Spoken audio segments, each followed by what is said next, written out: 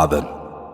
زخبركمن زخبركنن إيرتراوያን ኣብዘ ዘለኹሞ ሰላምኩም ይብዛሕ ኣሮን ካብ ኣትላንታ ጆርጂያ ዕላማ ናይ ዝሓፃር ቪድዮ ንናይ ግብረ ሰናይ ትካል ወይ ማሕበር ሓበን ኤሪ ንምልላዩ እዚ ትካል ወይ ማሕበር ብናይ ሓባር ድሌትን ሰናይ ተበግሶን ማሕበር ስንኩላን ኤርትራን ጉዱሳት ኤርትራውያን ነበርቲ ሰሜን ኣሜሪካ ኣብ 2023 ዝቆመ እዩ ብሓፈሻ ሰለስተ ዓበይቲ ዕላማታት ሒዙ እዩ ተበጊሱን ዝሰርሕን ዘሎ እቲ ቀዳማይ ገንዘባዊ ወይ ፋይናንሳዊ ሓገዝ ንማሕበር ስንኩላን ኤርትራ ንምግባር እዩ እዚ ድማ ካብ ነፍስ ወከፍ ኣባል ዝርከብ $10 ንወርሒ ብቐጥታ ኣብ ሕሳብ ናይ ማሕበር ስንኩላን ኤርትራ ብምእታው ዘለዎም ቁጠባዊ ትሕዝቶ ብምዕባይ ብኡቢሉ ድማ ኣብቲ ዝሰርሕዎ ስራሓት ዓወትን ኣሳልጦን ንኽረኽቡ ምድግጋፍ እዩ እቲ ካልኣይ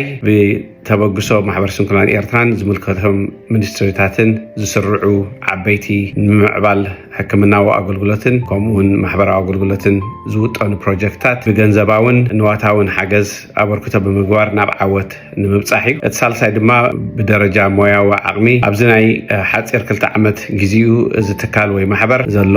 ጠለብ ንምምላእ ብዓቕሙ ንምስታፍ እዩ ዝሰርሕ ዘሎ ብፍላይ ድማ ኣብ ሕክምናውን ማሕበራዊ ኣገልግሎትን ንእሽተይን ምቕሉልን ኣበርክቶ ክገብር ክኢሉ ኣሎ ይኹን እምበር እቶም ብሕጂ ዝተርፉና ኣዝዮም ሰፋሕትን ዓበይትን ፕሮጀክትታት ብናይ ሰፊሕ ህዝቢ ተሳትፎ ጥራሕ ክዕወቱ ምዃኖም ስለንኣምን እዚ ከም መዘኻኸርን ምሕፅንታን ናብ ህዝቢ ንሰዶ ዘለና ቪድዮ እዩ ስለዚ ኩሉ ሃገሩ ዘፍቅርን ብጀጋንኡ ዝሕበን ኤርትራዊ ኣባል ናይ ዝማሕበር ኮይኑ ኣብዚ ቅዱስ ዕላማ ሃገራዊ ግቡእን ተሳትፎን ከበርክት እንላበው ኣለና ስለዚ ነቲ ኩሉ ትገብርዎ ኣበርክቶን ምትሕግጋዝን ኣቐዲምና ነመስግን ኣለና ኣብዚ ዘለናዮ ሰላምን ሰናይን ይኹነልና